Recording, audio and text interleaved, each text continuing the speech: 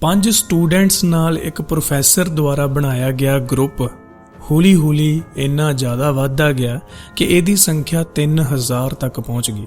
And ਇਹਨਾਂ ਦੇ group ਦੀ ਇੱਕ ਮੇਨ ਗੱਲ ਇਹ ਹੁੰਦੀ ਸੀ ਕਿ ਇਹ ਕਿਸੇ ਨੂੰ ਵੀ ਇਸ ਬਾਰੇ ਦੱਸ ਨਹੀਂ ਸਕਦੇ ਕਿ ਅਸੀਂ ਇਸ ਗਰੁੱਪ ਦੇ ਮੈਂਬਰ ਹਾਂ। 1500 ਬਿਟਕੋਇਨ ਦੇ ਰਹੇ ਹਾਂ ਜਾਂ ਦੇ ਰਹੀ ਹਾਂ ਤੇ ਇਸ ਬੰਦੇ ਦੀਆਂ ਅੱਖਾਂ ਕੱਢ ਲੀਆਂ ਜਾਣ ਜਾਂ ਇਹਦਾ ਹੱਥ ਤੋੜ ਦਿੱਤਾ ਜਾਵੇ। ਦ 9 ਅਨਨਾਊਨ ਮੈਨ ਇਹ ਇੰਡੀਅਨ ਸੀਕ੍ਰੇਟ ਸੁਸਾਇਟੀ ਹੈ ਜਿਹਦੇ ਬਹੁਤ ਹੀ ਜ਼ਿਆਦਾ ਹਾਈਐਸਟ ਚਾਂਸਸ ਹੈ ਕਿ ਇਹ ਸਟਿਲ ਐਕਟਿਵ ਹੈ, ਕਿ ਜੋ ਉਹਦੇ ਮੇਕਰਸ ਹੈ ਉਹਨਾਂ ਨੂੰ ਪਤਾ ਨਹੀਂ ਕਿੱਦਾਂ ਪਹਿਲਾਂ ਹੀ ਪਤਾ ਲੱਗ ਜਾਂਦਾ ਕਿ ਦੁਨੀਆ ਦੇ ਵਿੱਚ ਅੱਗੇ ਜਾ ਕੇ ਹੋਣਾ ਕੀ ਹੈ।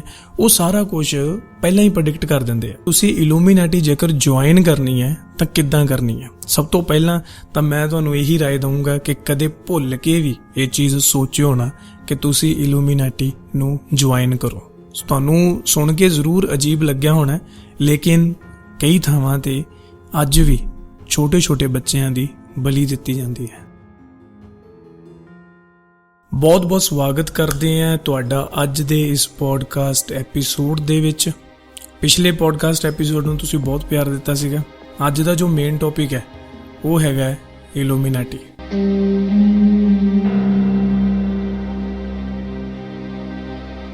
ਇਸ ਦੁਨੀਆ ਦੇ ਵਿੱਚ ਬਹੁਤ ਸਾਰੀਆਂ ਸੀਕ੍ਰੇਟ ਸੁਸਾਇਟੀਜ਼ ਹੋਈਆਂ, ਜਿਵੇਂ ਕਿ ਇੰਡੀਆ ਦੀ ਰॉ, ਪਾਕਿਸਤਾਨ ਦੀ ISI, USA ਦੀ CIA, UK ਦੀ MI6, ਇਜ਼ਰਾਈਲ ਦੀ ਮੋਸਾਦ ਤੇ ਚਾਈਨਾ ਦੀ MSS। ਸੀਕ੍ਰੇਟ ਸੁਸਾਇਟੀਜ਼ ਦਾ ਕੰਮ ਹੁੰਦਾ ਦੇਸ਼ ਦੇ ਵਿੱਚ ਅਮਨ ਸ਼ਾਂਤੀ ਕਾਇਮ ਰੱਖਣਾ ਤੇ ਬਾਹਰੀ ਖਤਰਿਆਂ ਤੋਂ ਦੇਸ਼ ਨੂੰ ਬਚਾਉਣਾ। ਪਰ ਕੁਝ ਸੁਸਾਇਟੀਜ਼ ਇਦਾਂ ਦੀਆਂ ਵੀ ਹੁੰਦੀਆਂ ਜਿਨ੍ਹਾਂ ਬਾਰੇ ਇੱਕ ਆਮ ਇਨਸਾਨ ਨੂੰ ਪਤਾ ਲੱਗਣਾ ਲਗਭਗ ਅਸੰਭਵ ਹੀ ਹੁੰਦਾ। ਅੱਜ ਤੋਂ ਲਗਭਗ 300 ਸਾਲ ਪਹਿਲਾਂ ਇੱਕ ਆਰਗੇਨਾਈਜੇਸ਼ਨ ਬਣਾਈ ਗਈ ਜਿਹਦਾ ਨਾਮ ਰੱਖਿਆ ਗਿਆ ਇਲੂਮੀਨਾਟੀ। ਅੱਜ ਗੱਲਬਾਤ ਕਰਾਂਗੇ ਕੁਝ ਇਹੋ ਜਿਹੀਆਂ ਚੀਜ਼ਾਂ ਦੇ ਬਾਰੇ ਹੀ, ਤੇ ਤੁਹਾਨੂੰ ਹੈਰਾਨੀ ਵੀ ਹੋਏਗੀ ਇਹ ਸੁਣ ਕੇ ਕਿ ਇਲੂਮੀਨਾਟੀ ਸੰਸਥਾ ਬਾਰੇ ਤਾਂ ਲਗਭਗ ਅੱਜ ਕੱਲ ਹਰ ਬੰਦੇ ਨੂੰ ਪਤਾ ਲੱਗ ਰਿਹਾ, ਲੇਕਿਨ ਇੱਕ ਹੋਰ ਸੁਸਾਇਟੀ ਹੈ ਜੋ ਕਿ ਇੰਡੀਆ ਦੀ ਹੀ ਹੈ ਐਂਡ ਮੰਨਿਆ ਜਾਂਦਾ ਕਿ ਉਹ ਸਟਿਲ ਐਕਟਿਵ ਹੈ, ਦ 9 ਅਨਨਾਊਨ ਮੈਨ। ਇਹਦੇ ਬਾਰੇ ਵੀ ਅੱਜ ਗੱਲ ਕਰਾਂਗੇ। ਪੂਰੀ ਪੋਡਕਾਸਟ ਨੂੰ ਸੁਣਿਓ। ਜੇਕਰ ਤੁਹਾਡੇ ਕੋਲ ਟਾਈਮ ਘੱਟ ਹੈ ਤਾਂ ਇਹਦੀ ਜੋ ਡਿਊਰੇਸ਼ਨ ਹੈ ਉਹਨੂੰ ਤੁਸੀਂ 1.25x ਦੀ ਸਪੀਡ ਤੇ ਸੁਣ ਸਕਦੇ ਹੋ। ਸਭ ਤੋਂ ਪਹਿਲਾਂ ਜੇ ਇਲੂਮੀਨਾਟੀ ਦੀ ਹਿਸਟਰੀ ਦੀ ਗੱਲ ਕਰੀਏ ਕਿ ਇਹ ਕਿਹੜੇ ਦੇਸ਼ ਦੇ ਵਿੱਚੋਂ ਉਪਜਣਾ ਸ਼ੁਰੂ ਹੋਇਆ ਸੀ, ਤਾਂ ਲਗਭਗ ਸਭ ਨੂੰ ਲੱਗਦਾ ਹੈ ਕਿ ਇਹ ਅਮਰੀਕਾ ਦੀ ਕੋਈ ਕਾਢ ਹੈ, ਪਰ ਨਹੀਂ। ਇਹ ਜਰਮਨੀ ਦੇ ਇੱਕ ਸ਼ਹਿਰ ਇਨਗਲੋਸਟੈਡ ਦੇ ਵਿੱਚ ਸ਼ੁਰੂ ਹੋਇਆ ਸੀ। ਉੱਥੋਂ ਦਾ ਇੱਕ ਪ੍ਰੋਫੈਸਰ ਸੀਗਾ ਜਿਹਦਾ ਨਾਮ ਸੀਗਾ ਐਡਮ ਵਿਸ਼ਪ। ਲਗਭਗ 1766 ਈਸਵੀ ਦੇ ਵਿੱਚ ਉਹਨੇ ਇੱਕ ਆਰਗੇਨਾਈਜੇਸ਼ਨ ਬਣਾਈ ਆਪਣੀ ਯੂਨੀਵਰਸਿਟੀ ਦੇ 5 ਸਟੂਡੈਂਟਸ ਦੇ ਨਾਲ ਮਿਲ ਕੇ, ਜਿਹਦਾ ਪਹਿਲਾ ਨਾਮ ਰੱਖਿਆ ਗਿਆ ਸੀ ਆਰਡਰ ਆਫ ਇਲੂਮੀਨਾਟੀ।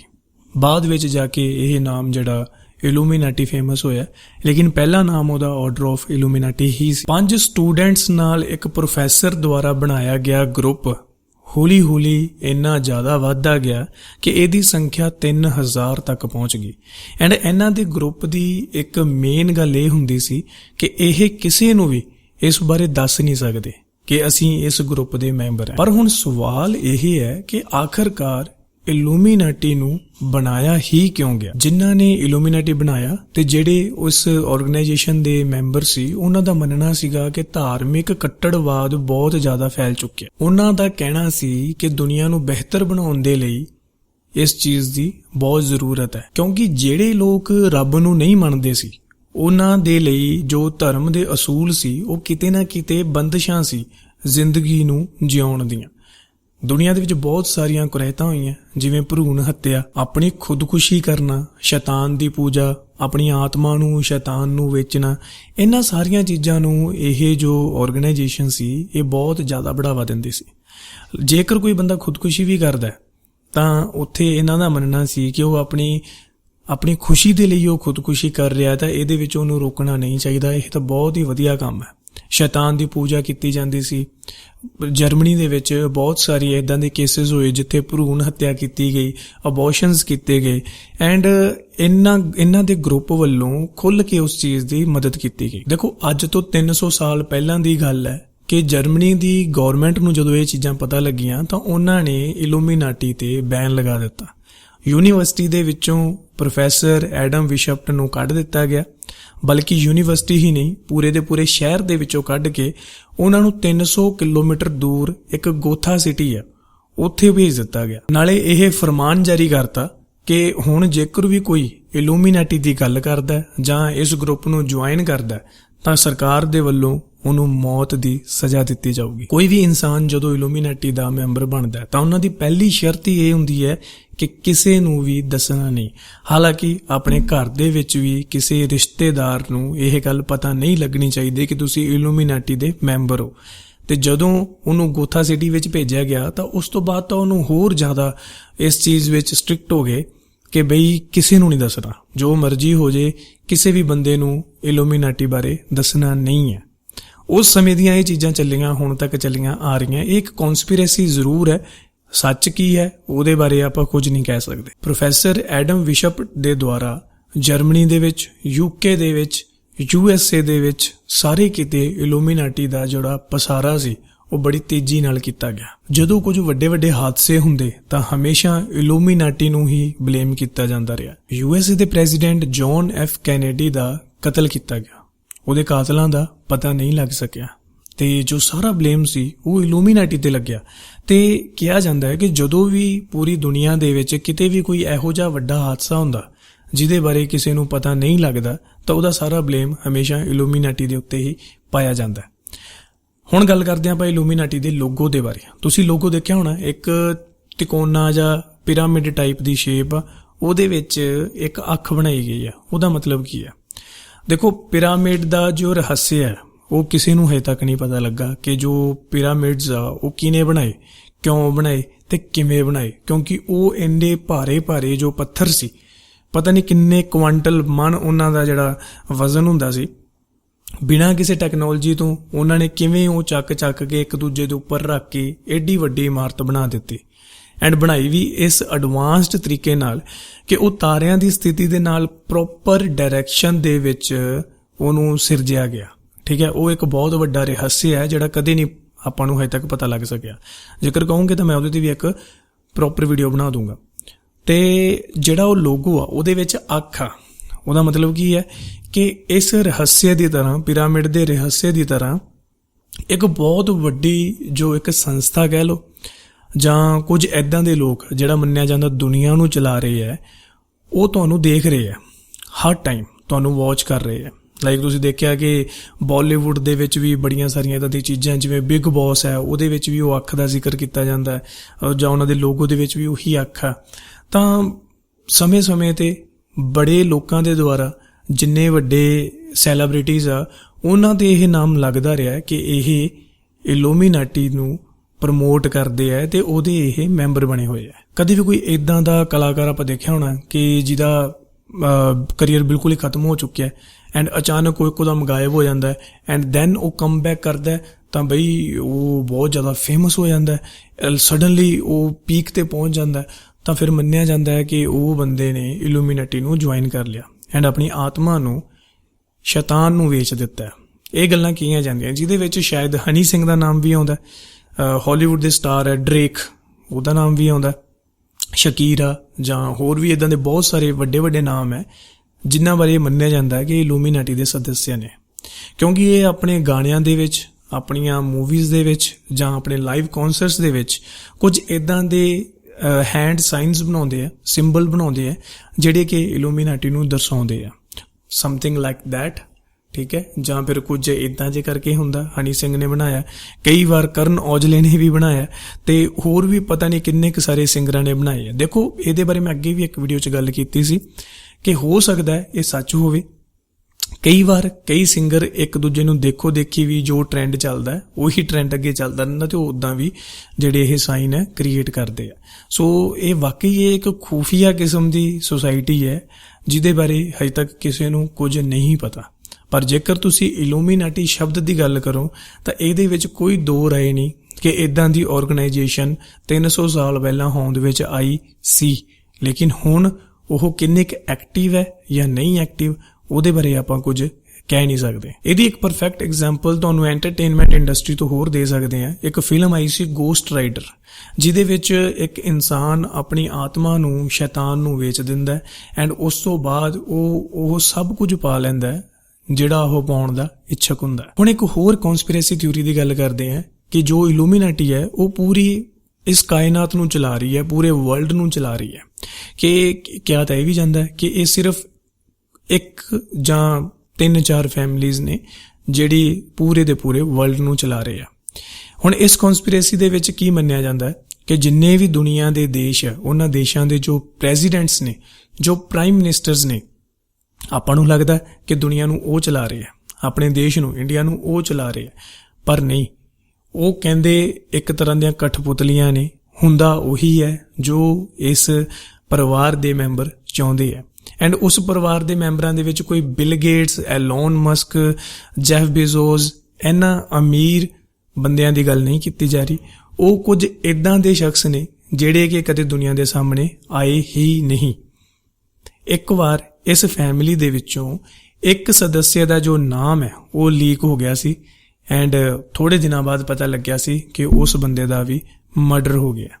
ਕਿਉਂਕਿ ਇਲੂਮੀਨਾਟੀ ਇੱਕ ਇਦਾਂ ਦੀ ਸੰਸਥਾ ਹੈ, ਜੇਕਰ ਉਹ ਤੁਹਾਨੂੰ ਬਣਾ ਵੀ ਸਕਦੀ ਹੈ ਤੇ ਉਹਦੇ ਰੂਲ ਭੰਗ ਕਰਨ ਤੇ ਤੁਹਾਨੂੰ ਮੌਤ ਦੇ ਘਾਟ ਵੀ ਉਤਾਰ ਸਕਦੀ ਹੈ। ਤੁਹਾਨੂੰ ਇਹਦੇ ਬਾਰੇ ਕੀ ਲੱਗਦਾ ਹੈ ਕਿ ਕੀ ਵਾਕਈ ਕੋਈ ਇਦਾਂ ਦੀ ਪਾਵਰ ਹੈ ਜਿਹੜੀ ਪੂਰੀ ਦੁਨੀਆ ਨੂੰ ਚਲਾ ਰਹੀ ਹੈ? ਤੁਸੀਂ ਬਹੁਤ ਸਾਰੇ ਜੋ ਇਦਾਂ ਦੇ ਕਲਿੱਪਸ ਦੇਖੇ ਹੋਣੇ ਆ। ਇੱਕ ਕਾਰਟੂਨ ਹੈ ਸਿੰਪਸਨਸ। ਉਹ ਕਾਰਟੂਨ ਇਦਾਂ ਦਾ ਕਾਰਟੂਨ ਹੈ ਕਿ ਜੋ ਉਹਦੇ ਮੇਕਰਸ ਆ ਉਹਨਾਂ ਨੂੰ ਪਤਾ ਨਹੀਂ ਕਿੱਦਾਂ ਪਹਿਲਾਂ ਹੀ ਪਤਾ ਲੱਗ ਜਾਂਦਾ ਕਿ ਦੁਨੀਆ ਦੇ ਵਿੱਚ ਅੱਗੇ ਜਾ ਕੇ ਹੋਣਾ ਕੀ ਹੈ। ਉਹ ਸਾਰਾ ਕੁਝ ਪਹਿਲਾਂ ਹੀ ਪ੍ਰੈਡਿਕਟ ਕਰ ਦਿੰਦੇ ਆ। ਚਾਹੇ ਉਹ 9/11 ਦਾ ਅਟੈਕ ਹੋਵੇ, ਚਾਹੇ ਉਹ ਡੋਨਾਲਡ ਟਰੰਪ ਦਾ ਪ੍ਰੈਜ਼ੀਡੈਂਟ ਬਣਨਾ ਹੋਵੇ, ਜਾਂ ਕਰੋਨਾ ਵਾਇਰਸ ਦਾ ਆਉਣਾ ਹੋਵੇ, ਜਾਂ ਕਿਤੇ ਬਹੁਤ ਵੱਡਾ ਬੰਬ ਧਮਾਕਾ ਹੋਣਾ ਹੋਵੇ, ਜਾਰਜ ਬੁਸ਼ ਨੂੰ ਲੈ ਕੇ ਇੰਡੀਆ ਦੇ ਪ੍ਰੈਜ਼ੀਡੈਂਟ ਐਂਡ ਪਾਕਿਸਤਾਨ ਦੇ PM ਤੱਕ ਉਹਨਾਂ ਨੇ ਪ੍ਰੈਡਿਕਸ਼ਨਸ ਕੀਤੀਆਂ ਹੋਈਆਂ। ਉਹ ਕਿਵੇਂ ਹੋ ਜਾਂਦੀਆਂ? ਕਈਆਂ ਦਾ ਮੰਨਣਾ ਹੈ ਕਿ ਇਹ ਕਾਰਟੂਨ ਮੇਕਰਸ ਨੇ ਜੋ ਉਹ ਉਸੇ ਇਲੂਮੀਨਾਟੀ ਗਰੁੱਪ ਦੇ ਸਦੱਸਿਆ ਨੇ। ਜਿਹੜੇ ਪਰਿਵਾਰ ਇਸ ਪੂਰੀ ਦੁਨੀਆ ਨੂੰ ਚਲਾ ਰਹੇ ਹੈ ਉਹ ਵੀ ਉਹਨਾਂ ਦੇ ਵਿੱਚੋਂ ਇੱਕ ਹੀ ਹੈ ਐਂਡ ਉਹ ਦੱਸ ਕੇ ਕਰਦੇ ਨੇ ਕਿ ਅਸੀਂ ਆਹ ਚੀਜ਼ ਅਗਲੇ ਆਉਣ ਵਾਲੇ ਸਾਲਾਂ ਦੇ ਵਿੱਚ ਇਹ ਚੀਜ਼ ਦੁਨੀਆ ਦੇ ਵਿੱਚ ਕਰਨੀ ਹੈ। ਕਈਆਂ ਦਾ ਮੰਨਣਾ ਇਹ ਹੈ, ਲੇਕਿਨ ਕਈਆਂ ਦਾ ਮੰਨਣਾ ਇਹ ਹੈ ਕਿ ਇਹ ਇੱਕ ਸਭ ਛਲਾਵਾ ਹੈ। ਜਿਹੜੇ ਕਾਰਟੂਨਸ ਉਹ ਸ਼ੋਅ ਕਰ ਦਿੰਦੇ ਆ ਕਲਿੱਪਸ ਬਾਅਦ ਵਿੱਚ, ਹਾਲਾਂਕਿ ਉਹ ਪਹਿਲਾਂ ਦੇ ਨਹੀਂ ਬਣੇ, ਉਹ ਹੁਣ ਹੀ ਬਣਾ ਕੇ ਖੁਦ ਉਹਨਾਂ ਨੂੰ ਵਾਇਰਲ ਕੀਤੇ ਜਾਂਦੇ ਆ ਸਿਰਫ ਹਾਈਪ ਕ੍ਰੀਏਟ ਕਰਨ ਦੇ ਲਈ। ਇਹਦੇ ਬਾਰੇ ਸੱਚ ਕੀ ਹੈ? ਇਹ ਵੀ ਇੱਕ ਕਨਸਪੀਰੇਸੀ ਹੈ ਜਿਹੜੀ ਮੈਨੂੰ ਨਹੀਂ ਲੱਗਦਾ ਕਦੇ ਸਾਹਮਣੇ ਆ ਵੀ ਪਾਊਗੀ ਕਿ ਸੱਚ ਕੀ ਹੈ ਤੇ ਝੂਠ ਕੀ ਹੈ। ਅੱਛਾ, ਹੁਣ ਗੱਲ ਕਰਦੇ ਹਾਂ ਕਿ ਤੁਸੀਂ ਇਲੂਮੀਨਾਟੀ ਜੇਕਰ ਜੁਆਇਨ ਕਰਨੀ ਹੈ ਤਾਂ ਕਿੱਦਾਂ ਕਰਨੀ ਹੈ। ਸਭ ਤੋਂ ਪਹਿਲਾਂ ਤਾਂ ਮੈਂ ਤੁਹਾਨੂੰ ਇਹੀ ਰਾਏ ਦਊਂਗਾ ਕਿ ਕਦੇ ਭੁੱਲ ਕੇ ਵੀ ਇਹ ਚੀਜ਼ ਸੋਚਿਓ ਨਾ ਕਿ ਤੁਸੀਂ ਇਲੂਮੀਨਾਟੀ ਨੂੰ ਜੁਆਇਨ ਕਰੋ, ਕਿਉਂਕਿ ਜੇਕਰ ਇੱਕ ਵਾਰ ਤੁਸੀਂ ਇੱਧਰ ਨੂੰ ਦਾਖਲ ਹੋ ਗਏ ਤਾਂ ਪਿੱਛੇ ਮੁੜਨਾ ਨਾਮੁਮਕਿਨ ਹੈ। ਹੁਣ ਗੱਲ ਕਰਦੇ ਹਾਂ ਕਿ ਤੁਸੀਂ ਇਲੂਮੀਨਾਟੀ ਨੂੰ ਕਿੱਦਾਂ ਜੁਆਇਨ ਕਰ ਸਕਦੇ ਹੋ।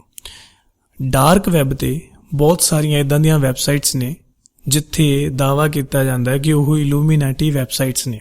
ਉਹਨਾਂ ਦੇ ਵਿੱਚ ਫਾਰਮ ਭਰ ਕੇ, ਉਹਨਾਂ ਨੂੰ ਕੁਝ ਪੇਮੈਂਟ ਕਰਕੇ, ਉਹਨਾਂ ਦੀ ਵੈਬਸਾਈਟਸ ਦੇ ਅਨੁਸਾਰ ਤੁਸੀਂ ਆਪਣੀ ਆਤਮਾ ਉਹਨਾਂ ਨੂੰ ਵੇਚ ਸਕਦੇ ਹੋ।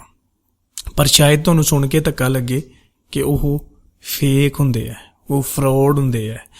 ਡਾਰਕ ਵੈਬ ਤੇ ਤੁਹਾਨੂੰ ਬਹੁਤ ਸਾਰੀਆਂ ਚੀਜ਼ਾਂ ਮਿਲ ਜਾਂਦੀਆਂ, ਲੇਕਿਨ ਇਲੂਮੀਨਾਟੀ ਦੇ ਜੋ ਓਫੀਸ਼ੀਅਲਸ ਨੇ ਉਹ ਇਸ ਦੁਨੀਆ 'ਚ ਕਿਤੇ ਵੀ ਇਸ ਤਰ੍ਹਾਂ ਖੁੱਲ੍ਹੇਆਮ ਕੋਈ ਰਜਿਸਟ੍ਰੇਸ਼ਨ ਨਹੀਂ ਕਰਦੇ। ਉਹ ਖੁਦ ਅਪਰੋਚ ਕਰਦੇ ਆ ਤੁਹਾਡੇ ਤੱਕ। ਉਹ ਤੁਹਾਨੂੰ ਨੋਟਿਸ ਕਰਦੇ ਆ, ਤੁਹਾਡੀ ਪੂਰੀ ਲਾਈਫ ਨੂੰ, ਤੁਹਾਡੇ ਰਿਲੇਟਿਵਸ ਨੂੰ, ਤੁਸੀਂ ਕਿੱਥੇ ਜਾਂਦੇ ਹੋ, ਕੀ ਕਰਦੇ ਹੋ, ਐਂਡ ਜੇਕਰ ਤੁਹਾਡੇ ਵਿੱਚ ਉਹ ਖੂਬੀਆਂ ਉਹਨਾਂ ਨੂੰ ਲੱਗਦੀਆਂ ਤਾਂ ਉਹ ਤੁਹਾਨੂੰ ਖੁਦ ਅਪਰੋਚ ਕਰਦੇ ਆ। ਅਪਰੋਚ ਕਰਨ ਦਾ ਤਰੀਕਾ ਵੀ ਉਹਨਾਂ ਦਾ ਕੋਈ ਆਮ ਜਿਹਾ ਹੀ ਹੁੰਦਾ। ਇੱਦਾਂ ਨਹੀਂ ਕਿਸੇ ਸਪੈਸ਼ਲ ਤੁਹਾਨੂੰ ਕਿਤੇ ਇਨਵਾਈਟ ਕੀਤਾ ਜਾਂਦਾ ਜਿੱਥੇ ਤੁਸੀਂ ਮਿਲੋਗੇ ਤੇ ਉੱਥੇ ਤੁਸੀਂ ਉਹਨਾਂ ਨੂੰ ਜੁਆਇਨ ਕਰੋਗੇ। ਨਹੀਂ, ਉਹ ਜੁਆਇਨ ਕੋਈ ਵੀ ਕਰਵਾ ਸਕਦਾ ਹੈ। ਹੋ ਸਕਦਾ ਹੈ ਜਿਹੜੀ ਤੁਸੀਂ ਊਬਰ ਕੈਬ ਬੁੱਕ ਕੀਤੀ ਹੈ ਉਸ ਕੈਬ ਦਾ ਜੋ ਡਰਾਈਵਰ ਹੈ ਉਹ ਇਲੂਮੀਨਾਟੀ ਦਾ ਮੈਂਬਰ ਹੋਵੇ, ਜਾਂ ਹੋ ਸਕਦਾ ਹੈ ਤੁਸੀਂ ਕਿਸੇ ਸ਼ਾਪ ਤੇ ਗਏ ਹੋ, ਕਿਸੇ ਮਾਲ 'ਚ ਗਏ ਹੋ, ਉੱਥੋਂ ਦਾ ਜੋ ਸੇਲਜ਼ਮੈਨ ਹੈ ਉਹ ਇਲੂਮੀਨਾਟੀ ਦਾ ਮੈਂਬਰ ਹੋਵੇ।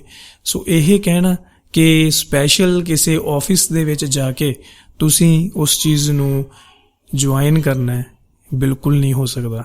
ਉਹ ਖੁਦ ਤੁਹਾਨੂੰ ਅਪਰੋਚ ਕਰਨਗੇ ਤੇ ਜੁਆਇਨ ਕਰਵਾਉਣਗੇ।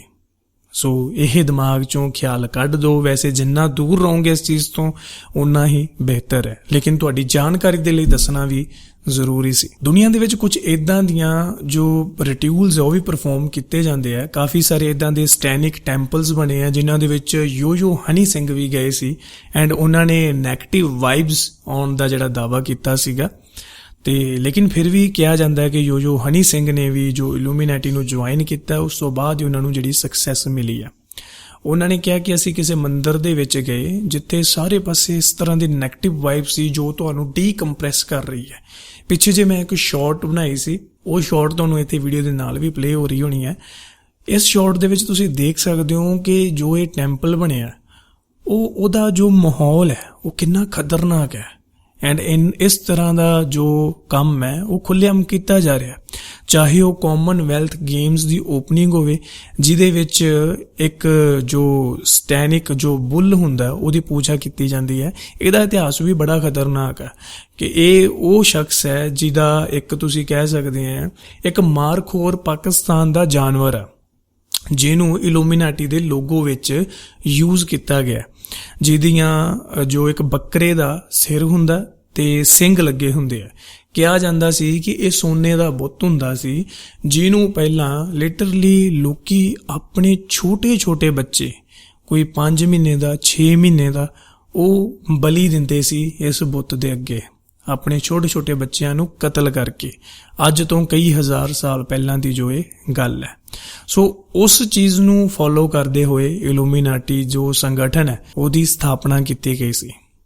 ਤੁਹਾਨੂੰ ਸੁਣ ਕੇ ਜ਼ਰੂਰ ਅਜੀਬ ਲੱਗਿਆ ਹੋਣਾ, ਲੇਕਿਨ ਕਈ ਥਾਵਾਂ ਤੇ ਅੱਜ ਵੀ ਛੋਟੇ ਬੱਚਿਆਂ ਦੀ ਬਲੀ ਦਿੱਤੀ ਜਾਂਦੀ ਹੈ। ਮੈਂ ਵੈਸੇ ਬਿਲਕੁਲ ਰੀਕਮੈਂਡ ਨਹੀਂ ਕਰੂੰਗਾ ਕਿ ਤੁਸੀਂ ਡਾਰਕ ਵੈਬ ਨੂੰ ਜਾ ਕੇ ਕਦੇ ਖੋਲੋ, ਲੇਕਿਨ ਤੁਸੀਂ YouTube ਤੇ ਵੀਡੀਓਜ਼ ਚੈੱਕ ਕਰ ਸਕਦੇ ਆ ਕਿ ਦੁਨੀਆ ਦੇ ਵਿੱਚ ਇਸ ਚੀਜ਼ ਦਾ ਜੋ ਪਸਾਰਾ ਹੈ ਉਹ ਕਿੰਨੇ ਤਰ੍ਹਾਂ ਦੇ ਨਾਲ ਹੋ ਰਿਹਾ। ਡਾਰਕ ਵੈਬ ਤੇ ਇੱਕ ਦੂਜੇ ਨੂੰ ਟੀਜ਼ ਕਰਨ ਦੇ ਲਈ ਤੁਸੀਂ ਬੋਲੀ ਲਗਾ ਸਕਦੇ ਹੋ। ਇੱਕ ਰੈੱਡ ਰੂਮ ਕਰਕੇ ਡਾਰਕ ਵੈਬ ਤੇ ਇੱਕ ਆਰਗੇਨਾਈਜੇਸ਼ਨ ਹੈ ਜਿਹਦੇ ਵਿੱਚ ਇੱਕ ਕਮਰੇ ਦੇ ਵਿੱਚ ਬੈਠ ਕੇ ਇੱਕ ਬੰਦਾ ਉਸ ਬੰਦੇ ਤੇ ਜ਼ੁਲਮ ਕਰਦਾ ਹੈ ਐਂਡ ਜੋ ਆਡੀਅנס ਹੈ ਉਹ ਲਾਈਵ ਬੈਠ ਕੇ ਬਿਟਕੋਇਨਸ ਦੇ ਜ਼ਰੀਏ ਬੋਲੀ ਲਗਾਉਂਦੀ ਹੈ ਐਂਡ ਕਹਿੰਦੀ ਹੈ ਲਿਟਰਲੀ ਮੰਨ ਲਓ ਕਿ ਮੈਂ 1500 ਬਿਟਕੋਇਨ ਦੇ ਰਿਹਾ ਜਾਂ ਦੇ ਰਹੀ ਹਾਂ ਤੇ ਇਸ ਬੰਦੇ ਦੀਆਂ ਅੱਖਾਂ ਕੱਢ ਲੀਆਂ ਜਾਣ ਜਾਂ ਇਹਦਾ ਹੱਥ ਤੋੜ ਦਿੱਤਾ ਜਾਵੇ ਜਾਂ ਇਹਦੀ ਗਰਦਨ ਵੱਢ ਦਿੱਤੀ ਜਾਵੇ ਐਂਡ ਲਿਟਰਲੀ ਇਹ ਚੀਜ਼ਾਂ ਹੋ ਰਹੀਆਂ। ਜੋ ਚੀਜ਼ ਆਥੈਂਟਿਕ ਹੈ ਉਹ ਮੈਂ ਤੁਹਾਨੂੰ ਦੱਸ ਰਿਹਾ, ਜੋ ਕਨਸਪੀਰੇਸੀਜ਼ ਹੈ ਮੈਂ ਤੁਹਾਨੂੰ ਉਹ ਵੀ ਦੱਸ ਰਿਹਾ। ਸੋ ਹੁਣ ਗੱਲ ਕਰਦੇ ਹਾਂ ਇੰਡੀਅਨ ਸੀਕ੍ਰੇਟ ਸੁਸਾਇਟੀ ਦੀ। ਇਹ ਸੁਣਨ ਤੋਂ ਪਹਿਲਾਂ ਜਿਹੜੇ ਬੰਦੇ ਹਜੇ ਤੱਕ ਵੀਡੀਓ 'ਚ ਬਣੇ ਹੋਏ ਹੈ ਬਹੁਤ ਸ਼ੁਕਰੀਆ। ਵੀਡੀਓ ਨੂੰ ਲਾਈਕ ਜ਼ਰੂਰ ਕਰਿਓ ਤੇ ਚੈਨਲ ਸਬਸਕ੍ਰਾਈਬ ਜ਼ਰੂਰ ਕਰ ਲਿਓ ਕਿਉਂਕਿ ਇਦਾਂ ਦਾ ਬਹੁਤ ਕੁਝ ਇੰਟਰਸਟਿੰਗ ਤੁਹਾਨੂੰ ਮੈਂ ਅਗਲੀਆਂ ਵੀਡੀਓਜ਼ ਦੇ ਵਿੱਚ ਦੱਸਦੇ ਰਹਿਣਾ। The 9 Unknown Men ਇਹ ਇੰਡੀਅਨ ਸੀਕ੍ਰੇਟ ਸੁਸਾਇਟੀ ਹੈ ਜਿਹਦੇ ਬਹੁਤ ਹੀ ਜ਼ਿਆਦਾ ਹਾਈਐਸਟ ਚਾਂਸਸ ਹੈ ਕਿ ਇਹ ਸਟਿਲ ਐਕਟਿਵ ਹੈ। ਸੋ ਜੇਕਰ ਗੱਲ ਕਰੀਏ ਕਿ ਇਹ ਸ਼ੁਰੂ ਕਿਨੇ ਕੀਤੀ, ਤੁਹਾਨੂੰ ਸਾਰਿਆਂ ਨੂੰ ਯਾਦ ਹੋਣਾ ਛੋਟੇ ਹੁੰਦੇ ਆਪਾਂ ਕਿਤਾਬਾਂ ਦੇ ਵਿੱਚ ਇੱਕ ਸਾਮਰਾਜ ਹੁੰਦਾ ਸੀ ਜਿਹਦਾ ਨਾਮ ਸੀ ਮੌਰਿਆ ਸਾਮਰਾਜ ਤੇ ਉਹਦਾ ਸਮਰਾਟ ਸੀ ਅਸ਼ੋਕਾ। ਜਦੋਂ ਕਲਿੰਗ ਦਾ ਯੁੱਧ ਹੋਇਆ ਅਸ਼ੋਕਾ ਦੇ ਨਾਲ, ਉਹ ਜਿਹੜਾ ਯੁੱਧ ਹੋਇਆ ਸੀ ਉਹ ਬਹੁਤ ਹੀ ਜ਼ਿਆਦਾ ਭਿਆਨਕ ਤੇ ਖਤਰਨਾਕ ਹੋਇਆ ਸੀ। ਪਤਾ ਨਹੀਂ ਕਿੰਨੇ ਲੋਕਾਂ ਦੀ ਉਸ ਯੁੱਧ ਦੇ ਵਿੱਚ ਜਾਨ ਗਈ ਤੇ ਜਦੋਂ ਅਸ਼ੋਕਾ ਨੇ ਇਹ ਸਾਰੀਆਂ ਚੀਜ਼ਾਂ ਦੇਖੀਆਂ ਤਾਂ ਉਹਨੇ ਆਪਣਾ ਰਾਜ ਤਿਆਗ ਦਿੱਤਾ ਕਿ ਅੱਜ ਤੋਂ ਬਾਅਦ ਉਹ ਕੋਈ ਜੰਗ ਨਹੀਂ ਕਰੂਗਾ। ਅੱਗੇ ਵਧਣ ਤੋਂ ਪਹਿਲਾਂ ਮੈਂ ਤੁਹਾਨੂੰ ਇਹ ਦੱਸ ਦੇਣਾ ਕਿ ਇਹ ਵੀ ਇੱਕ ਕਨਸਪੀਰੇਸੀ ਹੈ ਜਿਹੜੀ ਕਿ ਕਈ % ਤੱਕ ਮੰਨਿਆ ਜਾਂਦਾ ਹੈ ਕਿ ਇਹ ਸੱਚ ਹੈ। ਸੋ ਜੋ ਅਸ਼ੋਕਾ ਸੀਗਾ ਉਹਨੇ ਆਪਣਾ ਧਰਮ ਤਿਆਗ ਕੇ ਬੁੱਧ ਧਰਮ ਅਪਣਾ ਲਿਆ ਸੀ ਤੇ ਉਹ ਬੋਧੀ ਬਣ ਗਿਆ, ਲੇਕਿਨ ਆਪਣਾ ਜੋ ਸਾਮਰਾਜ ਸੀ ਉਹਨੂੰ ਤਿਆਗਣ ਤੋਂ ਪਹਿਲਾਂ ਉਹਨੇ ਬਹੁਤ ਦਿਮਾਗ ਲਗਾਇਆ ਤੇ ਕੁਝ ਇਹੋ ਜਿਹੇ 9 ਬੰਦਿਆਂ ਦੀ ਇੱਕ ਕਮੇਟੀ ਤਿਆਰ ਕੀਤੀ ਕਿ ਜਿਹੜੇ ਬੰਦੇ ਆਪਣੇ ਫੀਲਡ ਦੇ ਵਿੱਚ ਉੱਚ ਕੋਟੀ ਦੇ ਮਹਾਨ ਵਿਦਵਾਨ ਹੋਣ ਤੇ ਨਾਲ ਇੱਕ ਇਹ ਵੀ ਸ਼ਰਤ ਰੱਖੀ ਗਈ ਕਿ ਇਹ ਜਿਹੜੀ ਸੁਸਾਇਟੀ ਹੈ ਇਹ ਬਹੁਤ ਹੀ ਸੀਕ੍ਰੀਟ ਤਰੀਕੇ ਨਾਲ ਆਪਣਾ ਕੰਮ ਕਰੂਗੀ। ਇਹ ਗੱਲ ਲਗਭਗ ਸਨ 200 BC ਦੇ ਅਰਾਊਂਡ ਦੀ ਹੈ ਜਦੋਂ ਅਸ਼ੋਕਾ ਦਾ ਸਾਮਰਾਜ ਹੋਇਆ।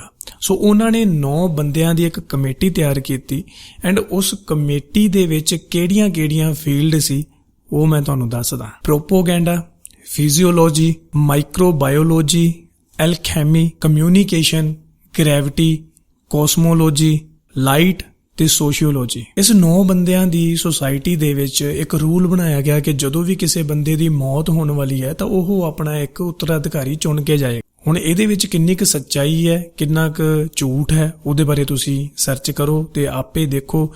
ਲੇਕਿਨ ਹੁਣ ਇੱਥੇ ਇਹ ਵੀ ਮੰਨਿਆ ਜਾਂਦਾ ਹੈ ਕਿ ਜੋ ਸਨਾਤਨ ਦੇ ਵਿੱਚ 9 ਨੰਬਰ ਦੀ ਮਹਾਨਤਾ ਹੈ, ਚਾਹੇ ਉਹ 9 ਨਵਰਾਤਰੇ ਹੋਣ, ਚਾਹੇ ਉਹ ਆਪਣੇ ਸੋਲਰ ਸਿਸਟਮ ਦੇ 9 ਪਲੈਨਟ ਹੋਣ, ਜਾਂ ਹੋਰ ਵੀ ਕਈ ਸਾਰੇ ਹਿੰਦੂ ਸ਼ਾਸਤਰਾਂ ਦੇ ਵਿੱਚ 9 ਨੰਬਰ ਦੀ ਜੋ ਮਹੱਤਤਾ ਦੇਖਦੇ ਹੋਏ ਤਾਂ ਹੀ ਇਹ 9 ਬੰਦਿਆਂ ਦੀ ਕਮੇਟੀ ਤਿਆਰ ਕੀਤੀ ਗਈ। ਜਦੋਂ ਇੰਡੀਆ ਦੇ ਉੱਤੇ ਬ੍ਰਿਟਿਸ਼ ਆਰਮੀ ਨੇ ਹਮਲਾ ਕਰਕੇ ਇੰਡੀਆ ਨੂੰ ਆਪਣੇ ਕਬਜ਼ੇ ਦੇ ਵਿੱਚ ਲੈ ਲਿਆ, ਇੱਕ ਰਾਈਟਰ ਹੋਏ ਹੈ ਟੈਲਬੋਟ ਮੁੰਡੀ। ਉਹਨਾਂ ਨੇ 1923 ਦੇ ਵਿੱਚ ਆਪਣੀ ਇੱਕ ਬੁੱਕ ਦੇ ਵਿੱਚ ਦਾ 9 ਅਨਨੋਨ ਮੈਨ ਬਾਰੇ ਲਿਖਿਆ ਤੇ ਲੋਕਾਂ ਨੂੰ ਦੱਸਿਆ ਕਿ ਇਹ ਜੋ ਸੁਸਾਇਟੀ ਹੈ ਉਹ ਕਿਸ ਤਰ੍ਹਾਂ ਖੂਫੀਆ ਢੰਗ ਨਾਲ ਆਪਣਾ ਕੰਮ ਕਰ ਰਹੀ ਹੈ। ਸੋ ਇਹਦੇ ਸੋਚਣ ਵਾਲੀ ਗੱਲ ਇਹ ਹੈ ਕਿ ਜਿਹੜੇ ਇੰਡੀਆ ਦੇ ਲੋਕ ਸੀ ਉਹਨਾਂ ਨੂੰ ਤਾਂ ਪਤਾ ਨਹੀਂ ਲੱਗਾ ਕਿ ਇਦਾਂ ਦੀ ਕੋਈ ਕਮੇਟੀ ਇੰਡੀਆ ਦੇ ਵਿੱਚ ਕੰਮ ਕਰ ਰਹੀ ਹੈ, ਤੇ ਬਾਹਰੋਂ ਕੋਈ ਬੰਦਾ ਆ ਕੇ ਇਦਾਂ ਕਿਵੇਂ ਦਾਅਵਾ ਕਰ ਸਕਦਾ। ਤਾਂ ਇਹ ਮੰਨਿਆ ਜਾਂਦਾ ਹੈ। ਟੈਲਬੋਟ ਮੁੰਡੀ ਆਪਣੀ ਇਸ ਨੋਵਲ ਦੀ ਰਿਸਰਚ ਦਾ ਸਾਰਾ ਕ੍ਰੈਡਿਟ ਅਸ਼ੋਕਾ ਨੂੰ ਦਿੰਦੇ ਆ। ਉਹ ਕਹਿੰਦੇ ਕਿ ਅਸ਼ੋਕਾ ਨੇ ਅਲੱਗ-ਅਲੱਗ ਫੀਲਡ ਦੇ ਵਿੱਚ ਰਿਸਰਚ ਕਰਕੇ ਕੁਝ ਟ੍ਰਾਂਸਕ੍ਰਿਪਟਸ ਬਣਾਈਆਂ ਹੋਈਆਂ ਸੀ ਜਿਹਦੇ ਦੁਆਰਾ ਉਹਨਾਂ ਨੂੰ ਇਹ ਗੱਲਾਂ ਦਾ ਪਤਾ ਲੱਗਾ। ਤਾਂ ਉੱਥੋਂ ਉਹਨਾਂ ਦਾ ਕਹਿਣਾ ਹੈ ਕਿ ਇਹ ਕੰਮ ਕਿਸੇ ਇੱਕ ਬੰਦੇ ਦਾ ਨਹੀਂ ਹੈ, ਇਹ ਅਲੱਗ-ਅਲੱਗ ਫੀਲਡ ਦੇ ਵਿੱਚ ਮਹਾਰਤ ਕੀਤੇ ਹੋਏ ਬੰਦਿਆਂ ਦਾ ਕੰਮ ਹੈ। ਅੱਗੇ ਜਾ ਕੇ ਇੱਕ ਹੋਰ ਕਿਤਾਬ ਲਿਖੀ ਗਈ ਸੀ ਜਿਹਦਾ ਨਾਮ ਸੀ ਦਾ ਮਾਰਨਿੰਗ ਮੈਜੀਸ਼ੀਅਨਸ। ਇਸ ਕਿਤਾਬ ਦੇ ਵਿੱਚ ਲਿਖਿਆ ਗਿਆ ਕਿ ਜੋ ਪੌਪ ਸਿਲਵਸਟਰ ਸੈਕਿੰਡ ਨੇ ਉਹ ਭਾਰਤ ਵਿੱਚ ਆਏ ਤੇ ਇਹਨਾਂ 9 ਬੰਦਿਆਂ ਨੂੰ ਮਿਲੇ, ਤੇ ਜਦੋਂ ਉਹ ਭਾਰਤ ਤੋਂ ਵਾਪਸ ਗਏ ਤਾਂ ਉਹ ਆਪਣੇ ਨਾਲ ਬਹੁਤ ਸਾਰੇ ਇਦਾਂ ਦੇ ਗੈਜਟਸ ਲੈ ਗਏ ਸੀ, ਤੇ ਉਸ ਗੈਜਟਸ ਦੇ ਵਿੱਚ ਇੱਕ ਰੋਬੋਟ ਵਾਲੀ ਡੋਲ ਵੀ ਸੀ ਜੋ ਸਿਰਫ ਯੈਸ ਤੇ ਨੋ ਦੇ ਵਿੱਚ ਜਵਾਬ ਦਿੰਦੀ ਸੀ, ਕਿਉਂਕਿ ਉਸ ਰੋਬੋਟਿਕ ਡੋਲ ਦੀ ਜੋ ਕੋਡਿੰਗ ਹੈ ਉਹ ਬਾਈਨਰੀ ਲੈਂਗੁਏਜ ਦੇ ਵਿੱਚ ਕੀਤੀ ਗਈ ਸੀ, ਜਿਹਦੇ ਕਰਕੇ ਉਹ ਯੈਸ ਐਂਡ ਨੋ ਬਾਰੇ ਜਵਾਬ ਦਿੰਦੀ ਸੀ। ਸੋ ਗੱਲ ਇੱਥੇ ਹੈ ਟੈਕਨੋਲੋਜੀ ਐਡਵਾਂਸਮੈਂਟ ਦੀ, ਕਿ ਜੋ ਭਾਰਤ ਹੈ ਉਹ ਅੱਜ ਤੋਂ ਕਈ ਸਾਲ ਪਹਿਲਾਂ ਹੀ ਇੰਨੀ ਜ਼ਿਆਦਾ ਐਡਵਾਂਸ ਹੋ ਚੁੱਕੀ ਸੀ ਤੇ ਕਿਹਾ ਜਾ ਸਕਦਾ ਹੈ ਕਿ ਦੁਨੀਆ ਦਾ ਜੋ ਪਹਿਲਾ ਆਰਟੀਫੀਸ਼ੀਅਲ ਇੰਟੈਲੀਜੈਂਸ ਕੋਈ ਯੰਤਰ ਸੀ ਤਾਂ ਇਹ ਰੋਬੋਟਿਕ ਡੋਲ ਸੀ। ਐਂਡ ਮੰਨਿਆ ਵੀ ਜਾਂਦਾ ਹੈ ਕਿ ਜਿਹੜੇ ਇਹ ਦਾ 9 ਅਨਨੋਨ ਮੈਨ ਸੀ ਇਹਨਾਂ ਦੇ ਕੋਲ ਹੋਰ ਵੀ ਬਹੁਤ ਜ਼ਿਆਦੀਆਂ ਪਾਵਰਾਂ ਸੀਗੀਆਂ। ਪਾਵਰਾਂ ਦਾ ਮਤਲਬ ਇਹ ਨਹੀਂ ਕਿ ਕੋਈ ਚਮਤਕਾਰ ਸੀ, ਜਿਸ ਤਰ੍ਹਾਂ ਟੈਕਨੋਲੋਜੀ ਐਡਵਾਂਸਮੈਂਟ ਸੀ, ਕੁਛ ਇਦਾਂ ਦੇ ਟੂਲਸ ਸ਼ਾਇਦ ਅੱਗੇ ਜਾ ਕੇ ਦੁਨੀਆ ਨੇ ਬਹੁਤ ਲੇਟ ਖੋਜ ਕੀਤੇ ਜਿਹਦੇ ਬਾਰੇ ਦੁਨੀਆ ਨੂੰ ਪਤਾ ਲੱਗਾ, ਉਹ ਆਲਰੇਡੀ ਇਹਨਾਂ ਨੂੰ ਪਤਾ ਸੀ। ਤੇ ਹੁਣ ਕਿਹਾ ਜਾਂਦਾ ਹੈ ਕਿ ਇਹ ਸਟਿਲ ਐਕਟਿਵ ਹੈ ਐਂਡ ਇਹਦੇ ਜੋ ਮੈਂਬਰ ਨੇ ਉਹ ਆਪਣਾ ਕੰਮ ਬਖੂਬੀ ਢੰਗ ਨਾਲ ਕਰ ਰਹੇ ਨੇ। ਇਹਨਾਂ ਦੇ ਮੈਂਬਰਾਂ ਦੇ ਵਿੱਚ ਜੋ ਨਾਮ ਆਉਂਦੇ ਨੇ ਉਹ Pope Sylvester second, doctor APJ Abdul Kalam, doctor Vikram Sarabhai, sir Isaac Newton, Jagdish Chandra Bose ਤੇ ਐਲਬਰਟ ਆਇਨਸਟਾਈਨ। ਮੰਨਿਆ ਜਾਂਦਾ ਕਿ ਇਹ ਕਦੇ ਨਾ ਕਦੇ ਇਸ ਦਾ 9 ਅਨਨੋਨ ਮੈਨ ਦੇ ਮੈਂਬਰ ਰਹਿ ਚੁੱਕੇ ਆ। ਐਂਡ ਤੁਸੀਂ ਦੇਖੋ ਤਾਂ ਇਸ ਜਿੰਨੇ ਨਾਮ ਮੈਂ ਤੁਹਾਨੂੰ ਦੱਸੇ ਹੈ ਇਹ ਸਾਰੇ ਆਪਣੀ ਆਪਣੀ ਫੀਲਡ ਦੇ ਵਿੱਚ ਬੈਸਟ ਇਨਵੈਂਟਰ ਰਹਿ ਚੁੱਕੇ ਆ। ਇਹਨਾਂ ਨੇ ਬਹੁਤ ਸਾਰੀਆਂ ਚੀਜ਼ਾਂ ਦੀ ਆਪਣੇ ਆਪਣੇ ਫੀਲਡ ਦੇ ਵਿੱਚ ਖੋਜ ਕੀਤੀ ਹੈ। ਸੋ ਦੋਸਤੋ, ਇਹ ਸੀ ਅੱਜ ਦੀ ਵੀਡੀਓ। ਜਾਣ ਲੱਗੇ ਇੱਕ ਸਵਾਲ ਤੁਹਾਡੇ ਲਈ ਜ਼ਰੂਰ ਹੈ ਕਿ ਤੁਸੀਂ ਕੀ ਮੰਨਦੇ ਹੋ ਕਿ ਇਹ ਗੱਲਾਂ ਸੱਚ ਨੇ ਜਾਂ ਝੂਠ ਨੇ। ਅੱਜ ਆਪਾਂ 2 ਟੌਪਿਕ ਕਵਰ ਕੀਤੇ, ਦਾ ਇਲੂਮੀਨਾਟੀ ਐਂਡ ਦਾ 9 ਅਨਨੋਨ ਮੈਨ। ਤੁਹਾਨੂੰ ਕੀ ਲੱਗਦਾ ਕਿ ਇੰਡੀਅਨ ਸੀਕ੍ਰੇਟ ਸੁਸਾਇਟੀ ਜਿਹੜੀ ਕਿ ਅਸ਼ੋਕਾ ਦੇ ਦੁਆਰਾ ਸ਼ੁਰੂ ਕੀਤੀ ਗਈ ਸੀ ਉਹਦੇ ਵਿੱਚ ਕਿੰਨੀ ਕੁ ਸੱਚਾਈ ਹੈ ਜਾਂ ਝੂਠ ਹੈ? ਮੈਨੂੰ ਕਮੈਂਟ ਦੇ ਵਿੱਚ ਦੱਸ ਕੇ ਜ਼ਰੂਰ ਜਾਇਓ। ਤੇ ਮੈਨੂੰ ਇਹ ਵੀ ਦੱਸਿਓ ਕਿ ਤੁਸੀਂ ਅਗਲਾ ਪੋਡਕਾਸਟ ਐਪੀਸੋਡ ਕਿਸ ਟੌਪਿਕ ਤੇ ਦੇਖਣਾ ਚਾਹੁੰਦੇ ਹੋ। ਸ਼ੇਅਰ ਜ਼ਰੂਰ ਕਰਿਓ ਵੀਡੀਓ ਨੂੰ, ਲਾਈਕ ਕਰਿਓ ਤੇ ਚੈਨਲ ਸਬਸਕ੍ਰਾਈਬ ਕਰਿਓ ਫॉर ਮੋਰ ਵੀਡੀਓਜ਼। ਐਂਡ ਇਸੇ ਪੋਡਕਾਸਟ ਨੂੰ ਤੁਸੀਂ Spotify ਤੇ ਵੀ ਸੁਣ ਸਕਦੇ ਆ। ਮਿਲਦੇ ਹਾਂ ਕਿਸੇ ਵੀਡੀਓ 'ਚ। ਸਤਿ ਸ਼੍ਰੀ ਅਕਾਲ।